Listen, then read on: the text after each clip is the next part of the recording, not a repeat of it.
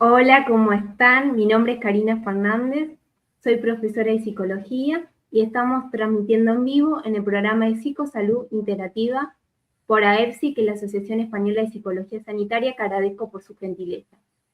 Y el tema de hoy es el dolor, abordaje del dolor persistente, abordaje interdisciplinario del abordaje interdisciplinario en el dolor persistente. Bueno, ya que el martes 7 de abril de 2026 fue el Día Mundial de la Salud, según la Organización Mundial de la Salud, se hace un llamado a todas las personas de todo el mundo para que apoyen la ciencia, bajo el tema Juntos por la Salud. Apoyemos la ciencia. La celebración de este año inicio es una campaña de un año de duración que se celebra el poder de la colaboración científica para proteger la salud de las personas, los animales y las plantas y el planeta. La campaña destaca tanto los logros científicos como la cooperación multilateral necesaria para convertir una evidencia en acción, centrándose en el enfoque de una sola salud. Por eso hoy tenemos una invitada especial que se llama la doctora María Mandariaga, que ella es la presidenta de SED, que es la Sociedad Española del Dolor, es médico anestesiólogo, especialista en dolor, es profesor asociada de farmacología en el grado de medicina en la Universidad Rey Juan Carlos y es director médico en neurociencias, asuntos médicos y ensayos clínicos mundiales. Hola, doctora Mandariega, un placer tenerte en este programa de Psicosalud Interactiva por AEPSI. Muchísimas gracias, Karina. Muchísimas gracias a ti por contactar, bueno, pues, por invitarme a estar con vosotros hoy. Para mí, desde luego, es un auténtico honor, un placer poder estar hablando de dolor crónico bueno, pues en un foro para mí tan importante para su abordaje como es el de la psicología. Bueno, a mí me emociona porque les voy a contar a la audiencia, bueno, en 2017 yo estaba pasando una situación muy difícil de dolor persistente por una cirugía de columna, una segunda cirugía que me sacaron el implante y me encontré con una página que me ayudó un montón, que siempre en las charlas, disertaciones, que siempre doy el ejemplo, Tu vida sin dolor, que la verdad que esa página, si tienen la posibilidad, busquen en la página web 2017 y después y no sabía que la coordinadora eras vos y que sos la presidenta Sí. actual de la Sociedad Española del Dolor y todo el trabajo que hacen es inmenso en España. La verdad, me emociona porque esa página para mí fue todo y también me ayudó mucho a nivel profesional porque en ese momento recién empezaba mi camino profesional en la psicología. Y me acuerdo que en ese momento me apoyé mucho en esa página y me ayudó a descubrir un montón de cosas, un montón de soluciones en dolor. Igual ahora mi vida, mi calidad de vida es diferente, por eso que me motiva este programa y para todas las personas que nos están viendo, que están pasando dolor persistente y a los profesionales que la importancia de capacitarnos en dolor y todo lo que hace la Sociedad Española del Dolor, que es inmenso, de las personas que colaboran los pacientes, desde vos como presidenta, tu liderazgo, los médicos, los diferentes médicos, los enfermeros, que no me quiero olvidar, que en España valoran mucho los enfermeros y son importantes en las unidades de dolor. Eso Fundamentales. quiero recalcar mucho, los psicólogos, por eso me pareció muy importante este abordaje, los fisioterapeutas, los nutricionistas, bueno, son inmensos, son un montón en dolor. Por eso te quería preguntar, ante todo, quería preguntarte, ¿cómo comenzó esta vocación de ser médica y especializarte en dolor? Pues la verdad, Karina, fue un poco bueno, la vocación médica, la vocación de cuidado desde muy pequeñita en realidad. Me apasionaba la biología, los animales, las plantas, por qué ocurrían las enfermedades, por qué ocurría la muerte, esas cosas que los niños pequeños se preguntan. Y bueno, para mí la medicina daba muchas respuestas y sobre todo me parecía pues una profesión que nunca me iba a aburrir y que siempre iba a hacer algo beneficioso por otro. Y aunque tuviera dificultades, siempre tendría esa vocación satisfecha. Entonces elegí medicina por esto. Y después de terminar mis estudios, cuando me presenté al MIR, que en España necesitamos capacitarnos como médico especialista para poder ejercer, bueno, pues ahí la verdad es que me interesaba mucho el tratamiento del dolor y en ese momento pensé que la anestesiología era la especialidad que más rápido, con la que seguro que iba a poder hacer el tratamiento del dolor, aunque me interesaba muchísimo, muchísimo la psiquiatría, muchísimo, y muchísimo también la rehabilitación. Y la neurología, bueno, me gustaba mucho, muchas especialidades. Al final elegí anestesia, creo que es una gran especialidad, me ha ayudado mucho, he podido acercarme al dolor en primera persona, desde el dolor agudo posoperatorio, por ejemplo, el dolor agudo en la urgencia, la necesidad de dar una respuesta rápida, y esto yo creo que me ha dado una manera de trabajar pues muy, digamos, muy especial, donde no me gusta que el paciente espere, tengo esa manera de ser como buena anestesióloga que soy. Además, el trabajar codo a codo con enfermería en un quirófano, en un ambiente quirúrgico, el tener todo el equipo, celador, auxiliar, enfermera, cirujano, el ayudante del cirujano, todo el equipo sabiendo esa manera de funcionar, de trabajar, de aprender medicina, yo creo que también te deja huella. Y no quiero dejar de nombrar pues mis maestros en dolor, cuando dentro de la rotación, del rotatorio, ¿no?, que hacemos en dolor crónico, el Hospital de la Princesa con la doctora Concha Pérez, con la doctora Concepción Pérez Hernández, que es una figura, en fin, que no hace falta presentarla. Para mí fue mi mentora, fue mi madre dolorosa de alguna manera, y tanto ella como el doctor Paco González, Martín Moré, fueron para mí dos personas que realmente me dejaron huella, y sobre todo ver en primera persona cómo desde la anestesiología se podía dar respuesta a pacientes con dolor crónico. Posteriormente te das cuenta que esa ayuda siempre es parcial, porque tú tienes una manera de ayudar, de ofrecer un tratamiento que no es todo lo que el paciente necesita. Pero sí que fue la primera vez que la manera que te engancha, ¿no?, en una profesión. Y ahí fue cuando realmente me di cuenta que mi vocación no era el quirófano, que yo tenía que salir del quirófano y que yo me tenía que quedar allí en una consulta o en ese tipo de trabajo, ¿no? Y bueno, pues fue así un poco como llegué al dolor. Esta es la verdad.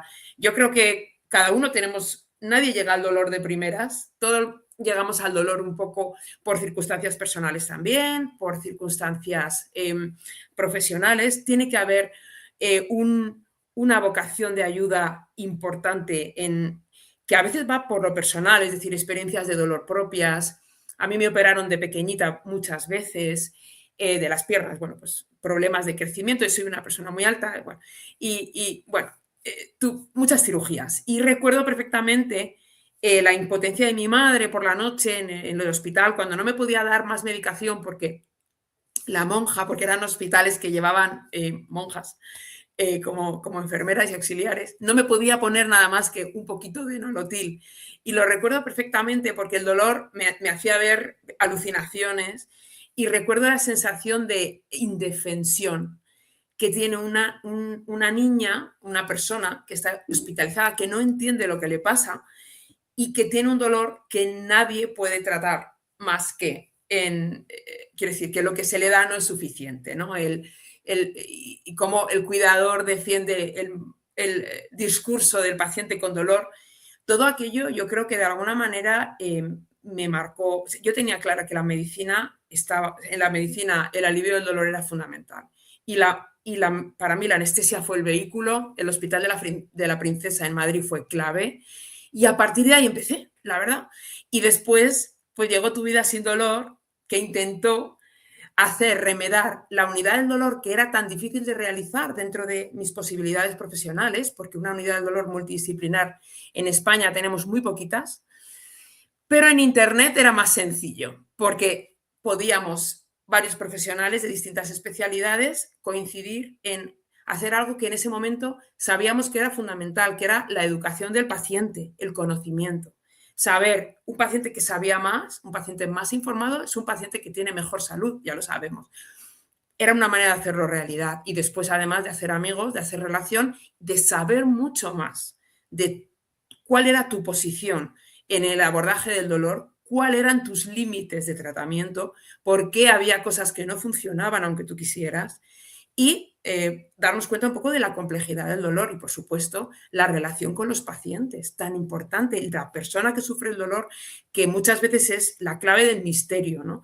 por qué en algunos pacientes funcionan un tipo de tratamiento u otro, es tan importante pues ese testimonio del paciente, ese diálogo con él, con él o con ella de manera continuada, ¿no? Esto es lo que Tu vida sin dolor también fue un hito importantísimo para mí. Y a partir de ahí, además, contacté con la Sociedad Española del Dolor, precisamente por el directorio de unidades del dolor que trabajamos desde dentro de la web. Y ahí empezó mi periplo en la SED realmente, a través de Tu vida sin dolor, que de otra manera probablemente pues nunca hubiera llegado hasta allí y no me hubiera planteado nunca llevar adelante una junta directiva. Así que bueno, fue un poco unas cosas por otras, ¿no? Un gran proyecto, porque yo me acuerdo de Tu vida sin dolor, no había encontrado una página que informe por En diferentes castellano, profesionales. en Y, español.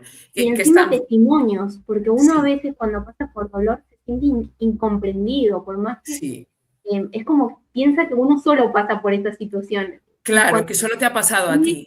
y uno lee diferentes relatos de otras personas que comentan y lo relatan su vida diaria y se sentís identificadas con las palabras. ¿Cómo ayuda eso? Yo me acuerdo, porque Facebook, por suerte, me hace recordar de cosas de Tu vida sin dolor, Sí, y el es Facebook que increíble. estábamos, sí, sí, sí, Y lo sí. importante del trabajo interdisciplinario, que siempre decimos que en dolor hay mucho por hacer y hay muchas cosas que se pueden hacer.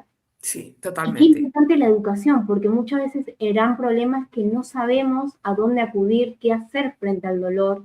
Ahí A está. veces llegamos tarde a una unidad de dolor. Bueno, esto que vos comentaste de tu historia personal, a mí me llama mucho la atención porque también me ha pasado, en mi caso, en la vida adolescente.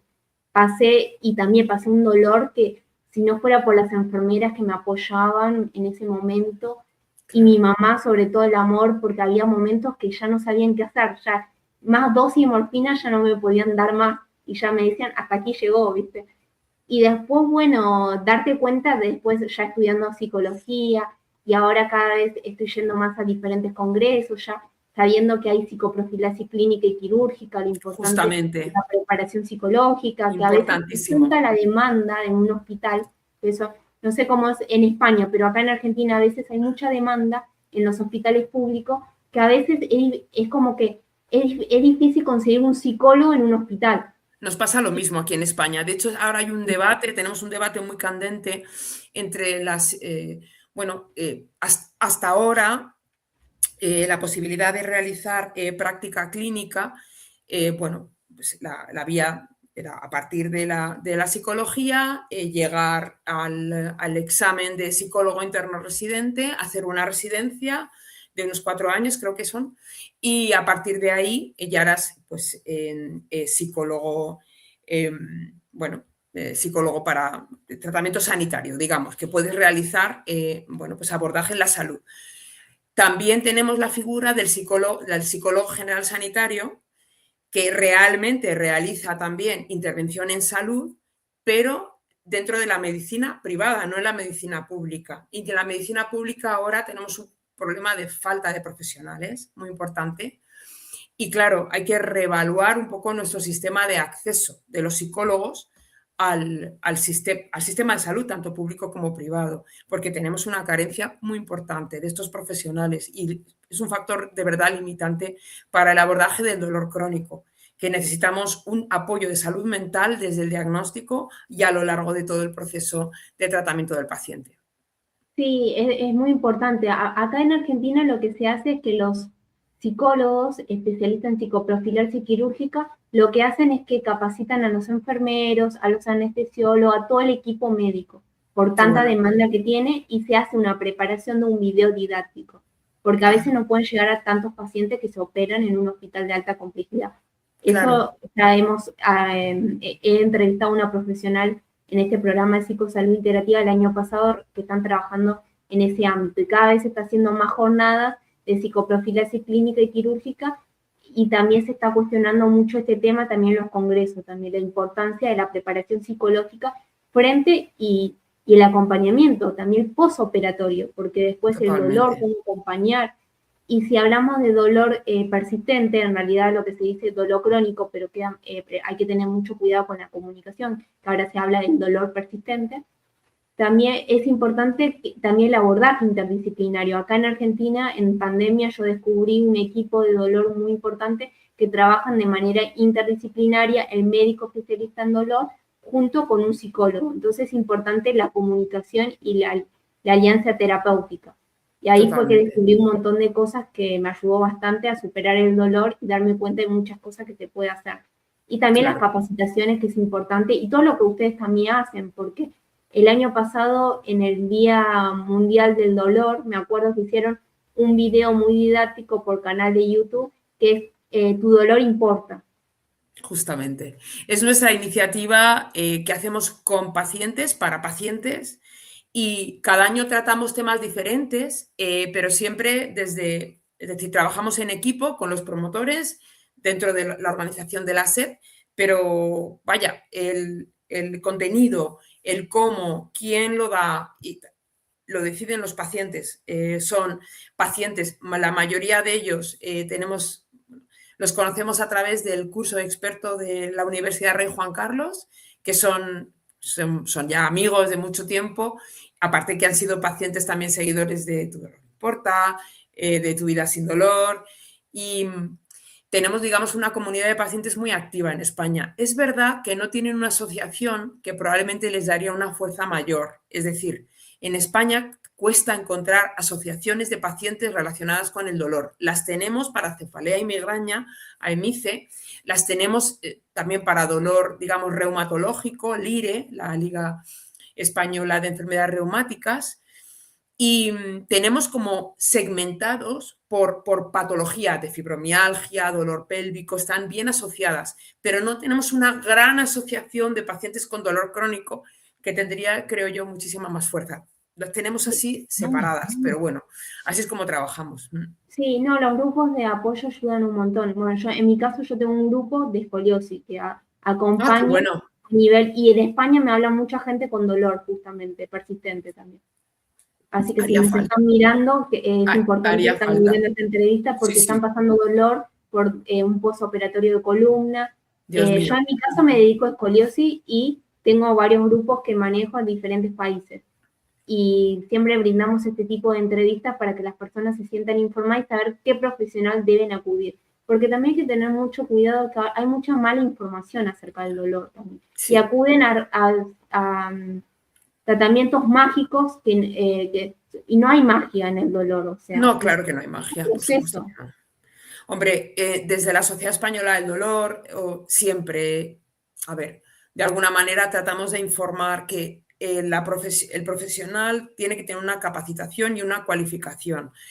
Tiene que ser un profesional que acredite de alguna manera su expertise en dolor crónico, y en ese sentido, como ahora mismo tenemos, gracias a las redes sociales, tenemos prácticamente a disposición de los pacientes pues el currículo vitae de cada uno de los profesionales. Sí, el hecho de que pertenezcan a una unidad del dolor ya te indica que son profesionales que tienen, en fin, una formación específica para tratar el dolor crónico de una manera fiable, de una manera confiable, ¿no?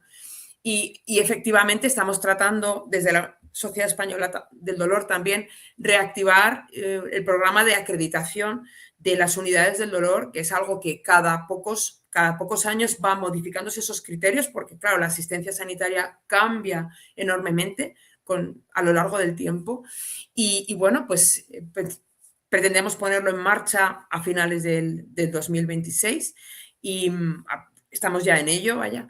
Y bueno, es otro de los proyectos que tenemos importantes un poco para dar el espaldarazo a las unidades del dolor que tengan pues una estructura, una actividad, una capacitación, que demuestren esa formación y que demuestren esa actividad. Así que, desde luego, no puedo estar más de acuerdo, Karina, con tus palabras. Sí, y también concuerdo en lo que vos decís con el tema de que haya diferentes grupos para diferentes patologías, porque no es lo mismo también las mujeres que padecen un dolor persistente por una endometriosis, la Sociedad Totalmente.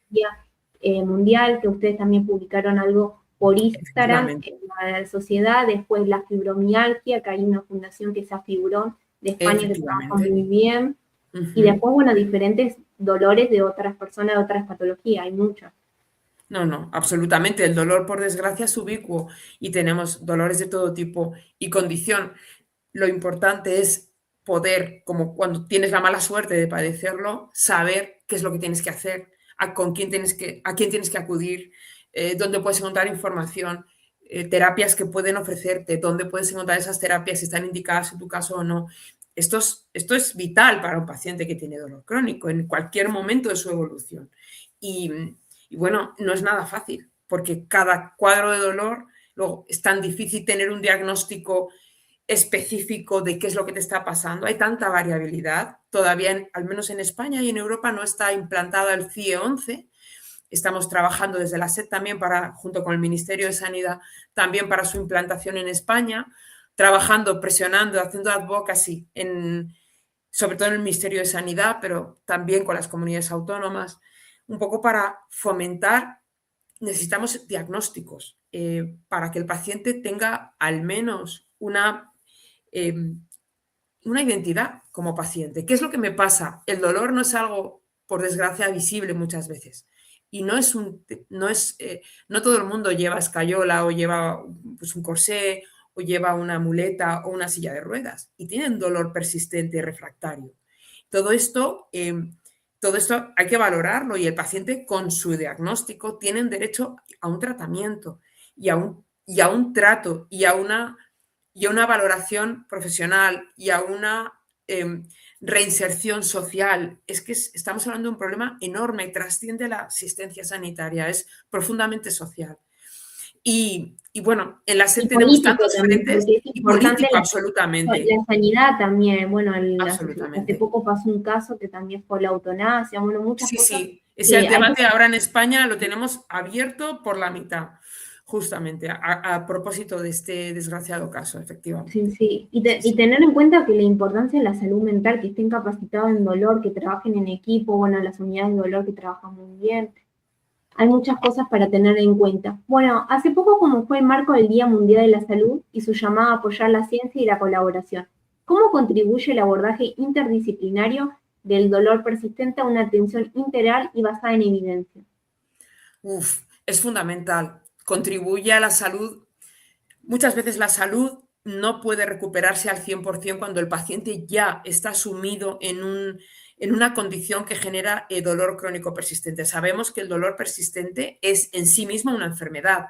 Es decir, aparte de la enfermedad que lo ha generado, que a veces es identificable, pero otras veces no, el paciente con dolor persistente llamamos el dolor persistente al dolor enfermedad, que por sí mismo tiene categoría de condición y derecho a tratamiento. Derecho a tratamiento.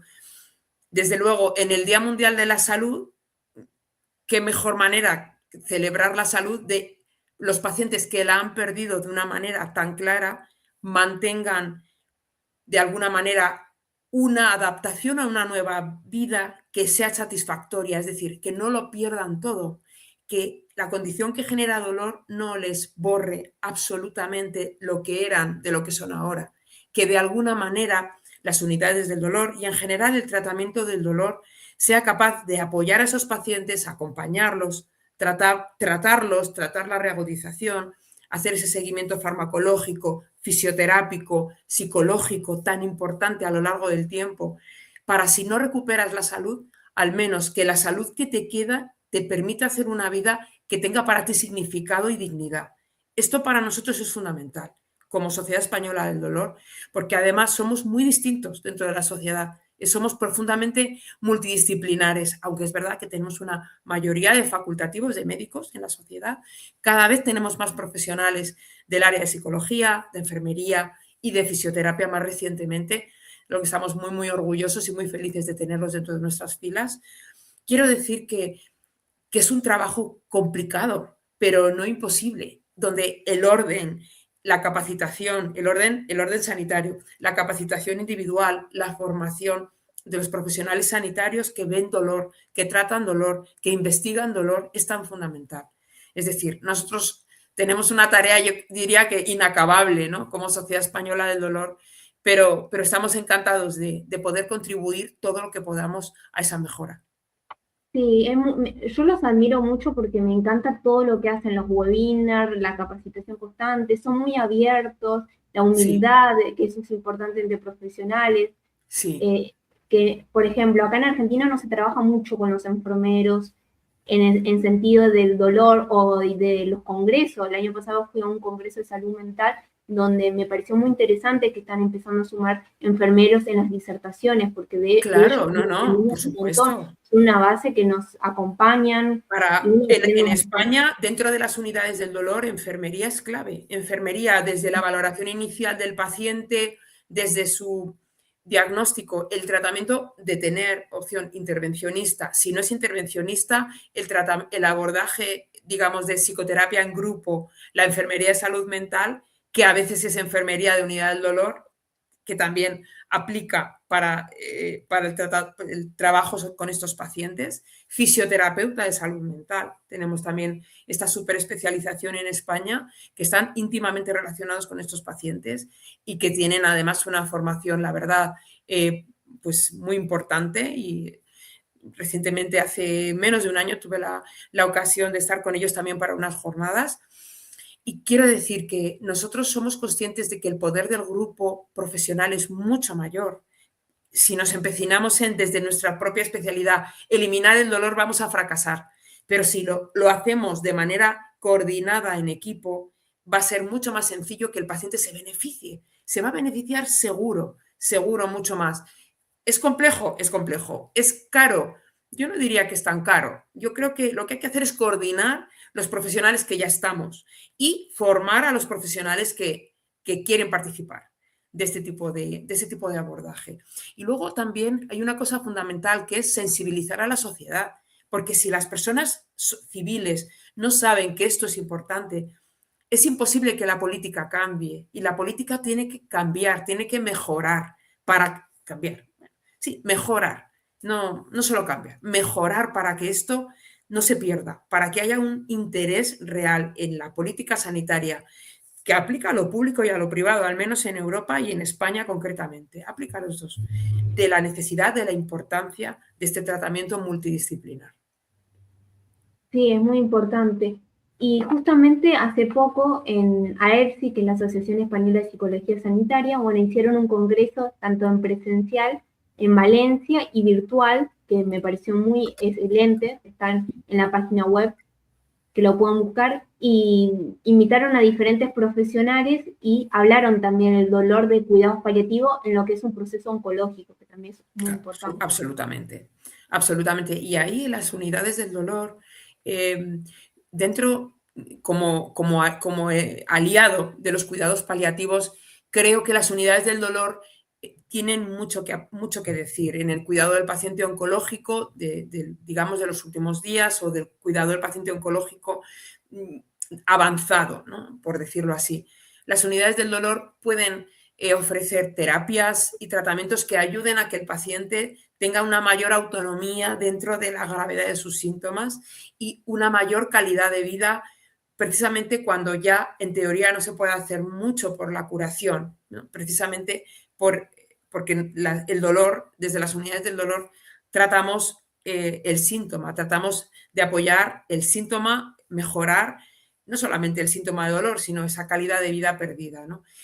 Para nosotros es fundamental esa alianza con cuidados paliativos. De hecho, tenemos muchos coordinadores de grupo de trabajo y figuras muy importantes dentro de nuestra sociedad científica, desde enfermería, medicina, psicología y fisioterapia, que están íntimamente relacionados con los cuidados paliativos.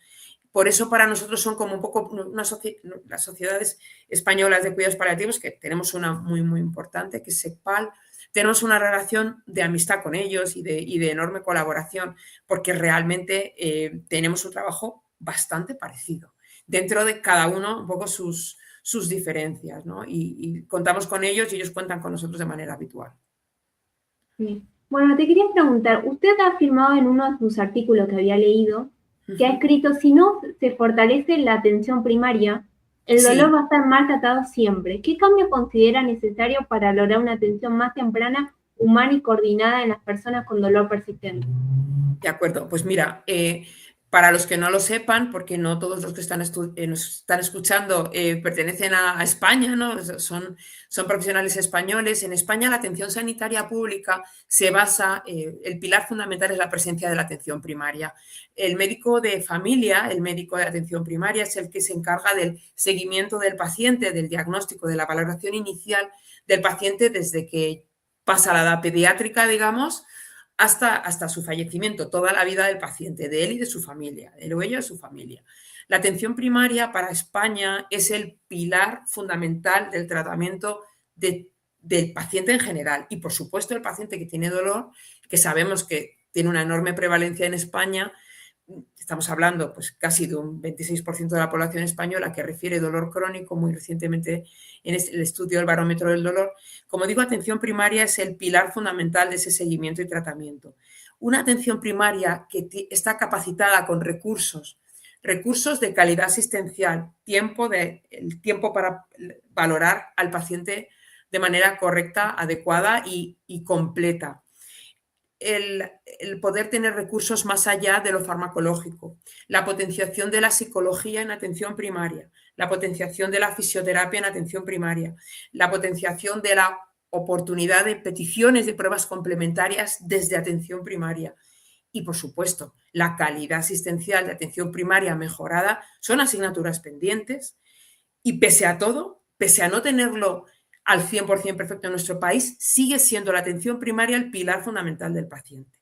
La Sociedad Española del Dolor, aunque no tenemos tantos profesionales de atención primaria como nos gustaría tener entre nuestras filas, la verdad, creemos firmemente en que una atención primaria fuerte implica un tratamiento del dolor mejor para los pacientes. Son el centro de referencia para la atención al paciente que va a ir muchas veces y venir a otros especialistas distintos, a veces en ámbito hospitalario, a veces en ámbito ambulatorio, pero la atención primaria siempre está ahí. Por eso es tan importante respetarla y potenciarla e invertir económicamente. Aquí no se puede conseguir grandes cambios sin una inversión económica coordinada y real en atención primaria. Y eso implica, en nuestro país, al menos en España, desde el Ministerio de Sanidad, pero fundamentalmente las comunidades autónomas, que son las que dotan de recursos a la sanidad. Nosotros, sin atención primaria, el dolor crónico, como ninguna estrategia de cronicidad, funciona. Esa es la realidad. Sí, y hay dos cosas que hay que tener en cuenta. También cuidar a los profesionales de la salud. Ay, qué verdad. Eso Los profesionales de la salud, desgraciadamente, vamos pensando en que esto es importante desde hace muy poquito tiempo. Concretamente, después de la pandemia, ha salido más a la luz el riesgo de burnout, ¿cómo decirlo? La frustración, ¿no? Del profesional sanitario que se ve como en un sándwich, con una presión asistencial muy importante y pocas oportunidades de ofrecer tratamientos o de mejorar la calidad de vida del paciente cuando el conocimiento que manejan es muy importante. Bueno, esto, para mejorar el burnout, creo que las condiciones laborales y sobre todo la posibilidad de autonomía del profesional tiene que ser mayor. Y la posibilidad de acceder a un tratamiento multidisciplinar desde el principio hace que un profesional se sienta apoyado por un equipo. Esto es anti-burnout, quiero decir, tener la posibilidad de contar con un equipo real que esté trabajando contigo por los pacientes que están a tu cargo con dolor crónico, claramente mejora tu calidad de vida como profesional, porque eres consciente, volvemos a lo mismo, de tus limitaciones y también consciente de tus fortalezas, ¿no? Frente al paciente. ¿Cuál es tu papel? Como facultativo en mi caso, tratamiento farmacológico si fuera necesario, tratamiento intervencionista, tratamiento de salud mental se lo dejamos, por supuesto, a los profesionales de salud mental, psicología y psiquiatría, y la rehabilitación y funcionalidad se lo dejamos a fisioterapia y terapia ocupacional, que son todo esto tiene que ser organizado desde la atención primaria. No puede ser que sea solo hospitalaria como es ahora. Atención primaria no se puede quedar solo en la superficie como receptor de tratamientos desde otros puntos, desde otros orígenes. No. Es que la coordinación tiene que venir de atención primaria. En ese sentido, las unidades de afrontamiento activo del dolor, que son más recientes ahora en España, que son lideradas fundamentalmente por profesionales de la psicología y de fisioterapia, nos están dando una manera de tratar el dolor desde la atención primaria, digamos, más, ¿cómo decirlo? De una manera, bueno, sí, desde un abordaje biopsicosocial más real desde el principio. En nuestro país, nuestra asignatura pendiente sigue siendo coordinar esas unidades con la atención primaria. Forman parte de ella, pero no dependen directamente de ella. Para la Sociedad Española del Dolor, pero de una manera muy personal, en mi caso, que soy una de las personas que creo que ahora tiene una visión un poco más global de lo que pasa en nuestro país, las unidades de afrontamiento activo del dolor tienen que estar coordinadas con y desde la atención primaria y desde luego coordinadas con las unidades del dolor de la atención hospitalaria, claramente. Sí, y una de las cosas también a tener en cuenta que vos al principio nombraste tu experiencia personal, el tema de cuidar al cuidador, porque si no después está el síndrome del cuidador. Eso es muy importante, educar a la persona que está cuidando a la persona que está pasando por una patología o por algún dolor. Y apoyarlo, porque hay que tener en cuenta que cuando el paciente enferma con dolor crónico, enferma toda la familia. Y especialmente, todo el sistema cambia. Y el entorno influye mucho. El entorno de la familia, el entorno de las amistades y el entorno laboral de esa persona. Enferma también con él porque él o ella dejan de hacer, bueno, pues lo que estaban realizando de la manera que lo podían realizar y cambia totalmente. Desde luego, dentro de las familias, la figura del cuidador es fundamental y efectivamente necesitan también ese apoyo, esa educación y también ese colchón social de alguna manera, ¿no? Ese apoyo si alguien está cuidando a un paciente enfermo con dolor crónico persistente, también hacía antes otra actividad, realizaba pues una tarea, tenía una labor, un papel en su propia familia y en su trabajo, que se ve dañado por este cuidado de la persona que tiene dolor crónico y que sufre, ¿no? Efectivamente, no olvidar que en el núcleo familiar siempre hay una o más personas que están centradas en el cuidado o en el apoyo del paciente que tiene dolor crónico. Y eso también es importante, sacarlo a la luz y valorar que esas personas requieren igualmente ese apoyo psicológico y soporte social y laboral, ¿por qué no? Porque necesitan también mantener ese cuidado del paciente con dolor. Sí, y adaptaciones en el caso si tiene el dolor, también estoy escuchando mucho dolor persistente en lo que es pediatría, tienen que ir al colegio por diferentes Por supuesto, bueno, ya en el ámbito infanto-juvenil, claramente. Afortunadamente, bueno, teóricamente son menos, porque es verdad que la edad infantil se libra de determinadas enfermedades que son degenerativas, pero no nos olvidemos que tenemos muchísimas enfermedades autoinmunes, reumatológicas que empiezan en la infancia, adolescencia, generando un impacto para el niño que lo sufre enorme y para su familia. Ese niño se va a convertir en un adolescente, luego en un joven y luego en un adulto. Y la cantidad también de pacientes con dolor crónico primario, generalizado como fibromialgia o de otro origen, que muchos de estos cuadros empiezan en la adolescencia y en el joven adulto. Estos adolescentes y jóvenes requieren, que están además en plena formación, en el momento justo antes de ser independientes y llegar al mercado laboral y a la independencia social de sus familias. Esto es un lastre para cualquier niño, adolescente o joven. El tratamiento de estos niños desde el ámbito biopsicosocial es una asignatura pendiente. El niño con dolor crónico tiene muchas más dificultades de ser bien tratado que el adulto con dolor crónico. Esto dificulta mucho el evitar esa cronificación y evitar el agravamiento de la condición. Si tenemos un abordaje del dolor desde el principio de estos niños, adolescentes y jóvenes, el impacto en la edad adulta va a ser mucho menor. Y desde luego esta, como digo, es una de las asignaturas pendientes todavía a mejorar enormemente en nuestro país, en España. Desde su perspectiva, considerando lo importante de los cambios de la evidencia científica de los últimos años y cómo han sido los avances más relevantes en lo que es la comprensión y el tratamiento del dolor persistente, teniendo en cuenta que ahora se está investigando mucho lo que es la inteligencia artificial y la realidad virtual.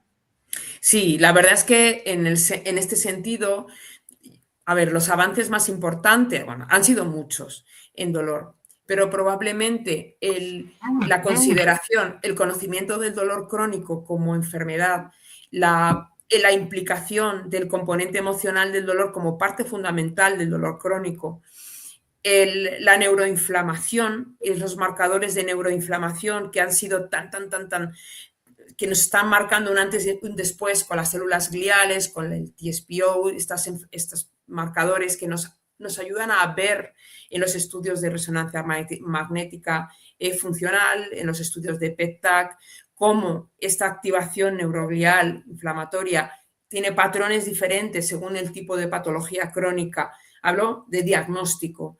Por supuesto, el tratamiento, el abordaje desde la salud mental, desde el principio de la patología.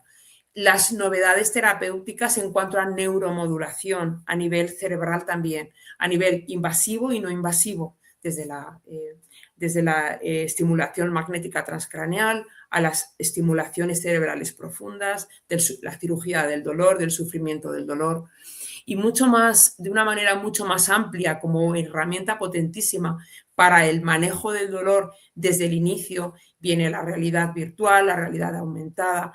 Estas terapias son auténticos, ¿cómo se llama? Los game changers, ¿no? Actuales.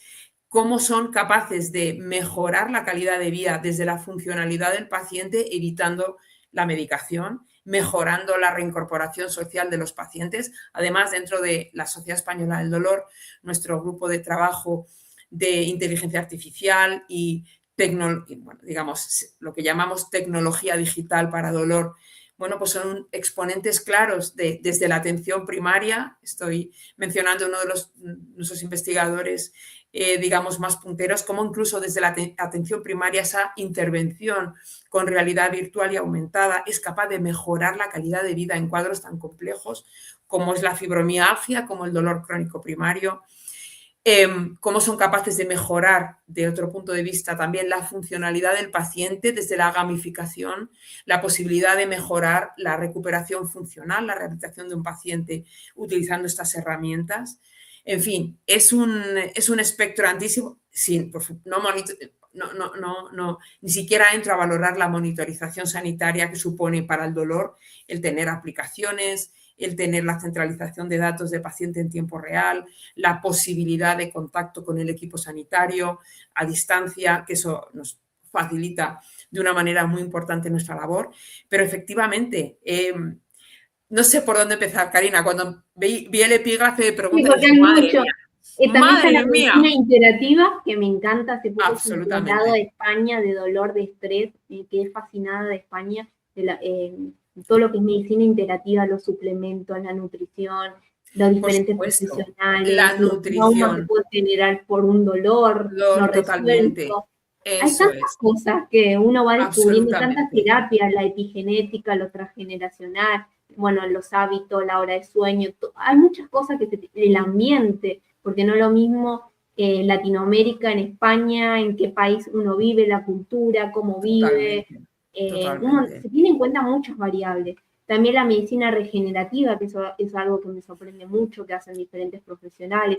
Sí, en España además tenemos, hay que tener en cuenta que los facultativos, los médicos, forman parte de nuestra sociedad científica, que son miembros de la SED. La mayor parte de los médicos, la mayor parte de la especialidad es anestesiología, como la mía, y la mayor parte realizan técnicas intervencionistas y es precisamente la utilización de derivados del plasma, de factores plaquetarios, la indicación, dónde, cómo, qué dosis. Estamos en pleno, es decir, es una ebullición de conocimiento a la que asistimos hoy, que es difícil de verdad, Karina, darte un hint pequeño, porque realmente estamos hablando de cambios muy importantes desde el manejo de la nocicepción, desde lo farmacológico y lo intervencionista, cambios en el conocimiento de la cronificación, dianas terapéuticas en el sistema inmune, dianas terapéuticas en los linfocitos B, los neutrófilos, dianas terapéuticas a nivel de los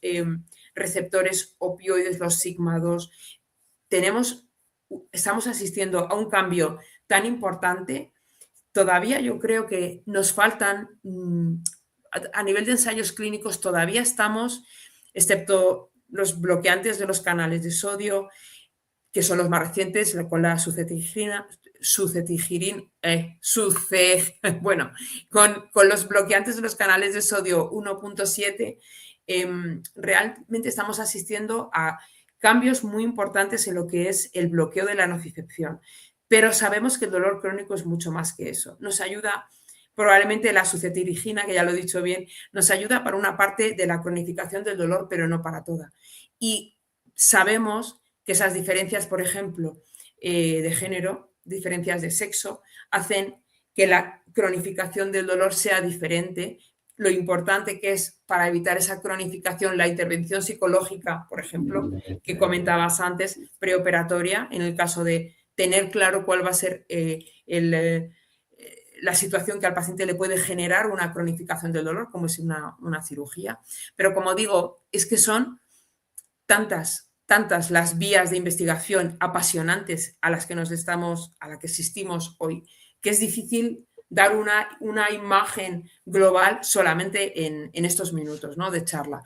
Sí, y cómo estimular el nervio vago, que eso es algo que me encanta, que lo estoy descubriendo, la respiración diafragmática, cómo te ayuda a bajar el nivel de estrés, el dolor, bajar el sistema nervioso autónomo, que hay especialistas que con una banda te miden el estrés y eso influye en cómo respirás, en cómo es tu digestión y un montón de cosas que hablamos todo, teniendo en cuenta todo el sistema del cuerpo. Absolutamente. Por eso digo que es un campo apasionante. Estamos asistiendo a cambios, a novedades terapéuticas muy importantes que están empezando a funcionar actualmente, pero que en el futuro muy probablemente van a dar sus frutos, porque además vamos a poder utilizarlos en más pacientes, va a ser más accesible y desde luego desde la SED somos, dentro de la prudencia, optimistas en cuanto a que cuanto más estudiemos el dolor, mejores tratamientos tendremos y los pacientes van a tener más oportunidades. Tenemos que seguir hablando de dolor, investigando en dolor desde las ciencias básicas, importantísimo, apoyando la investigación en dolor.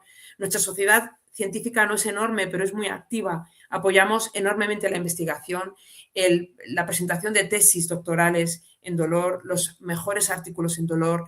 Tenemos para ello la sponsorización de grandes farmas que están a nuestro lado y que apoyan nuestros proyectos de manera pues muy importante y los hacen propios también.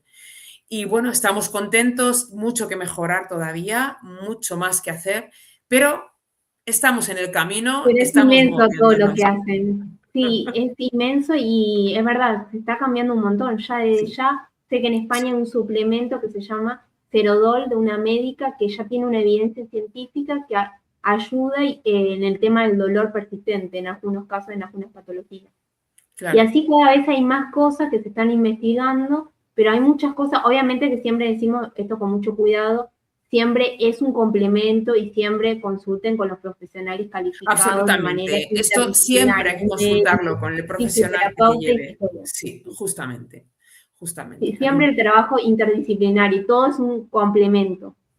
Absolutamente, bueno, y sobre todo nuestros profesionales de la salud en nuestras unidades del dolor, médico de atención primaria, fisioterapeuta, psicólogo que nos dé ese soporte emocional y ese soporte cognitivo tan importante para lidiar con esta mochila tan pesada, son las personas que mejor nos van a poder recomendar si una estrategia terapéutica novedosa que veamos a lo mejor en un medio o en alguna red social, realmente está indicada en nuestro caso, ¿no? Yo creo en ese consejo sanitario, consejo médico, consejo sanitario, siempre poner esa pregunta, poner siempre entrecomillado o de alguna manera plantear a nuestro profesional si esto es para nosotros o no y cuál es su opinión. De esa manera, pues podremos saber con mucha más seguridad si el tratamiento realmente nos puede beneficiar.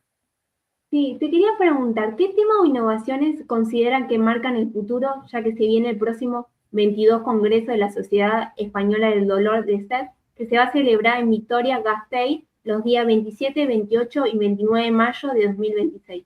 Ahí nos pusieron en la pantalla. Sí, Hola, sí, lo Karina. tengo aquí, lo he puesto para que quedara claro que era en Vitoria y los días en, pues, estos últimos días, 27, 28 y 29 de mayo. Bueno, a ver, la verdad es que el congreso es un congresazo por muchos motivos. Vamos a tratarlo todo, desde la cronificación, eh, terapias, dianas farmacológicas, dianas intervencionistas, intervención fisioterapeuta, intervención psicológica. Vamos a tener además un congreso en paralelo para la ciudadanía con temas de interés, incluso varios de nuestros ponentes de la parte científica para profesionales van a poder estar dando esa parte también para pacientes, asociaciones y para la sociedad civil, un poco también para fomentar la salutogénesis, ¿no? Cómo evitar el dolor y al que tiene dolor, cómo acompañarlo, cómo mejorarlo, cómo fomentar esa reinserción social y cómo aliviarlo, que es de lo que se trata. Vamos a tratarlo todo, Karina. Yo os recomiendo que os acerquéis a nuestra página web a descargaros el programa, realmente vale la pena. Vamos a tener una parte que sí que será colgada de manera abierta, otra parte que no, que tiene que ser pues previa inscripción al Congreso, pero sí os recomiendo que no perdáis de vista a los ponentes, a los profesionales que van a ser los encargados de llevarnos, de hacer realidad ese contenido y de facilitarnos esta actualización que necesitamos, que efectivamente necesitamos cada vez más, ¿no? Los cambios a los que asistimos en el manejo del dolor son enormes y es fundamental conocer todas las patas y cada vez más difícil controlarlas todas. Y la importancia de aprender de estos espacios de congreso. Absolutamente, no, quiero decir, aunque no uno pues no pueda asistir o no pueda hacer, seguidnos en redes, seguidnos porque parte ese contenido, pasados unos meses pasa a ser contenido abierto, en fin, tener un poco ese contacto con la SED y bueno, y por supuesto, si os interesa el dolor como profesionales, estamos encantados de teneros como nuevos miembros, encantadísimos de que participéis en nuestra sociedad que estamos tan necesitados de tener cada vez más profesionales implicados en el dolor. El dolor es una lacra, todo lo que hagamos contra el dolor es poco, así que seáis más que bienvenidos. Y para finalizar, ¿qué mensaje te gustaría transmitir a las personas que viven con dolor persistente y sienten que no son comprendidas? A ver, es que las personas con dolor persistente son muy poco comprendidas, no es que lo piensen, es que lo son.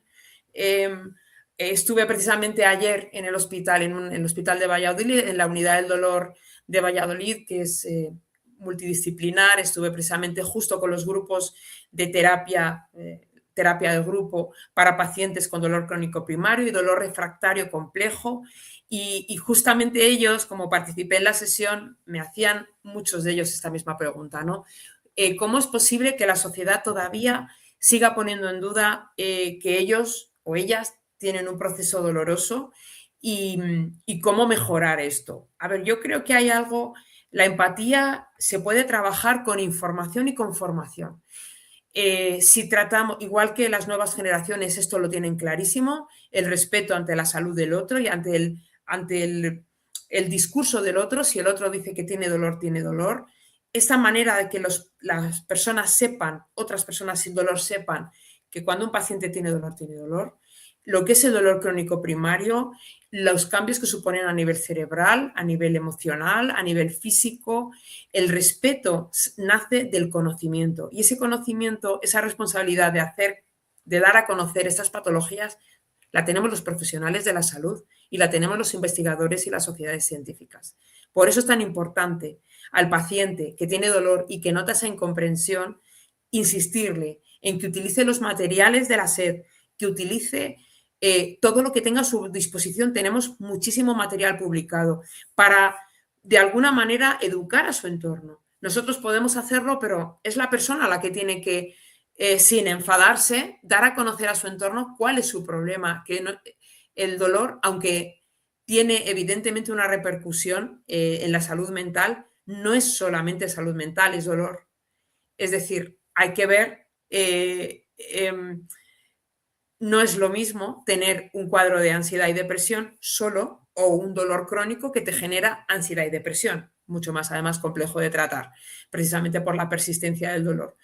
Esto es algo que muchas personas no saben Y a veces está en los propios pacientes utilizar estos materiales, utilizar de alguna manera la educación de la que puedan disponer para educar a su entorno, para educar a lo que le rodea y desde lo profesional valorar, evidentemente, de una manera mucho más justa las incapacidades y disfunciones que genera en una persona el dolor crónico. Si hay personas que tienen dolor crónico primario, no tienen que estar justificando constantemente que lo tienen para acceder a una valoración de una discapacidad, por ejemplo, o una adaptación de un puesto de trabajo.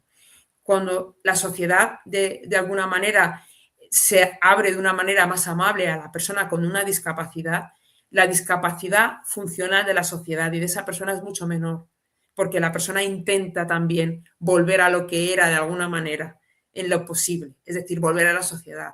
Si la sociedad rechaza, no quiere valorar, no quiere saber nada de ti, no confía que tu discurso es real, entonces no hay nada que hacer. Se convierte en una lucha en que la persona que pierde es siempre la persona con dolor. Sí, ahí es importante la alianza terapéutica, la Sí, transferencia, que le decimos en psicoanálisis, y el sí, trabajo interdisciplinario y la comunicación. Es muy importante y la adherencia al tratamiento. Si nosotros absolutamente. educamos a la comunidad, las personas pueden hacer el tratamiento y acudir a los profesionales y seguir con las indicaciones. Claro, y luego el profesional, tener claro que para que el paciente pueda, bueno, solicitar lo que por derecho le pertenece, que es una adaptación o sí, una adaptación, un cambio laboral, necesita de nuestros informes, necesita de nuestro seguimiento y apoyo. El paciente solo está solo, necesita de esa adherencia, esa alianza terapéutica, también depende mucho de los profesionales. Y en eso, pues la sociedad española trata de mejorar precisamente ese conocimiento para que haya realmente una participación activa, ¿no? en la vida del paciente, que el paciente con dolor crónico tenga menos discapacidad por incomprensión. Eso depende de nosotros, de nuestra formación como profesionales. Y también te quería preguntar, ya que nos están viendo algunos profesionales de la salud para la audiencia que nos están acompañando, ¿qué mensaje te gustaría transmitir a quienes desean formarse en el abordaje interdisciplinario del dolor? A ver, el principal consejo que doy a cualquier profesional que se quiere dedicar al dolor crónico es que mida sus fuerzas, porque el dolor crónico es complejo. El dolor crónico requiere de nuestra energía, de nuestra fuerza, de nuestro corazón y de nuestra ilusión, pero que tenga claro que además de cuidar al paciente, tiene que cuidarse a sí mismo y tiene que encontrar la manera de tener un soporte profesional. Es importante, no solamente en la actividad profesional, preferiblemente en equipos multidisciplinares, sino también en sociedades científicas. Es importantísimo compartir conocimiento y actualizarse y no estar solo. El dolor crónico es complejo y es duro, duro, durísimo. Duro para la persona que lo sufre, pero también para el profesional que le acompaña.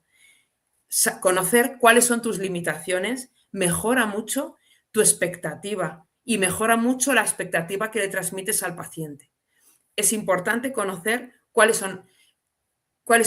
tu lugar, cuál es tu papel en el tratamiento del paciente o en la investigación en el dolor. Y por supuesto, mucho ánimo adelante y que estamos para acompañaros como sociedad científica. Sí, tan importante tener las supervisiones clínicas de los casos, como Absolutamente, hablamos en psicología y los absolutamente, ateneos que también es muy importante. absolutamente. Análisis interdisciplinarios de los casos clínicos. Acercaros, en la SED tenemos grupos de trabajo súper potentes, tenemos jornadas, aparte del congreso, a lo largo de todo el año, que se graban en nuestro canal de YouTube, algunas en abierto, otras tienes que ser socio para poder disfrutar de ellas y poderte descargar el contenido, pero son píldoras de oro para cualquier profesional que se dedique al dolor. Aprendo muchísimo de los webinares de psicología para el dolor o los de bioética.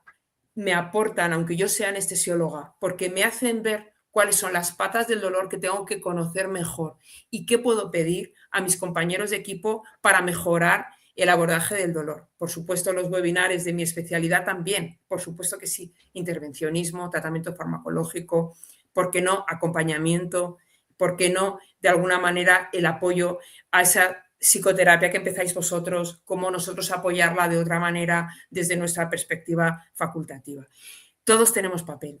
Es importante formarse, es importante estar actualizado y no estar solo como profesional. El paciente debe asociarse, pero el profesional también, porque el dolor crónico es duro para todos, duro sobre todo para la persona que lo sufre y la familia que lo acompaña o los amigos que lo acompañan, pero para el profesional que lo trata y que se toma en serio su trabajo también. Por eso es importante no estar solo. Sí, qué buen mensaje que nos dejaste. Bueno, ahí en pantalla, ahí está la página web donde pueden seguir, es sedolor.es. Sedolor.es. Perfecta. Hoy la habéis puesto fenomenal todo.